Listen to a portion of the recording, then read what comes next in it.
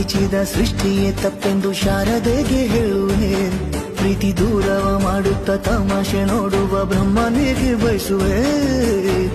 ಏಳೇಳು ಜನ್ಮಕ್ಕೂ ನೀನೆ ನಂಗೆ ಬೇಕೆಂದು ಕಾಡಿಬೇಡಿ ವರವ ಪಡುವೆ ನಾನು. ಮತ್ತೆ ನೋಡಬೇಡ